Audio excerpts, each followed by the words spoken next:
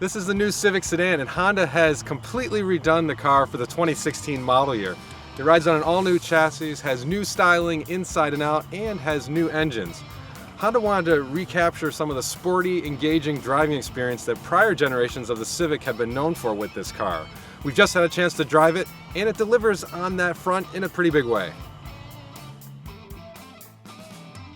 The new Civic is lower and wider to give it a more aggressive stance, and it also rides on a longer wheelbase. And you can see a clear connection between the concept version of the Civic that was shown on the auto show circuit and this model here in this new front grille treatment. This is a touring trim level, so it's the highest trim level that's available for the Civic. It has standard LED headlights, but it also has this matte black finish right here. And lower trim levels also have this, but I think on the high-end trim level they should have done something a little more premium, like a piano black finish or something else to separate it.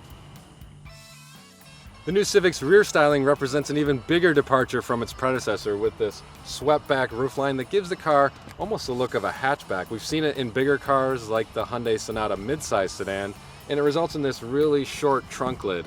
There's also these really dramatic taillights which give the car a very distinctive look when you're right behind it.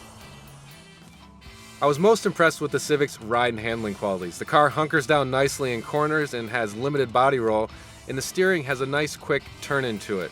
At the same time, even though it has Honda's traditional firmer ride, new hydraulic suspension bushings eliminate a lot of the brittle ride quality that the prior Civic exhibited on rougher roads.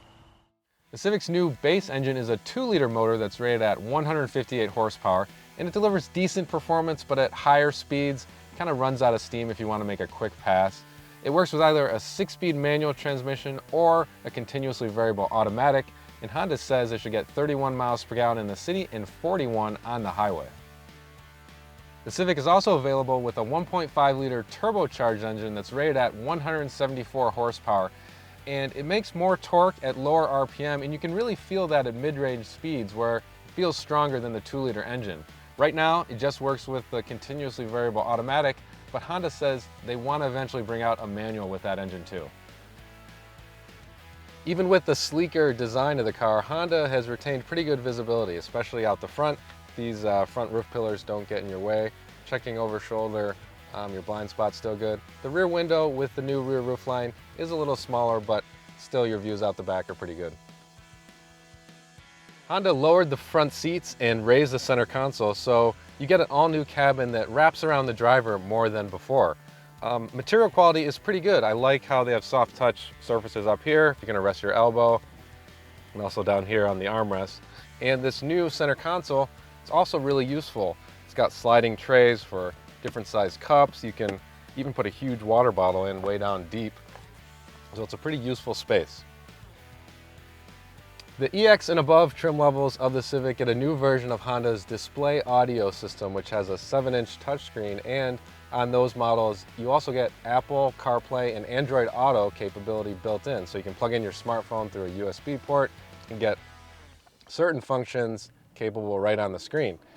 Certain models also have an embedded navigation system that's provided by Garmin. It's pretty responsive, and one thing I would like to see though that's not here is a real knob for tuning audio stations and also for tuning volume, because these little touch buttons just aren't the greatest interface. The Civic's back seat is really roomy. I'm 6 feet 1 inches tall and I have good legroom, knee room to spare. It's a comfortable seating position with a nice reclined backrest and decent headroom. Overall, it's similar to what you'd find in some mid-size sedans. The Civic sedan hits dealerships in November 2015 with a starting price for the base LX trim of around $19,000. But there's more to come, as Honda's going to launch a Civic Coupe, a Civic Hatchback, and there are going to be Performance SI and Type R models. But even the non-performance trim levels deliver an engaging driving experience that I think consumers are going to like.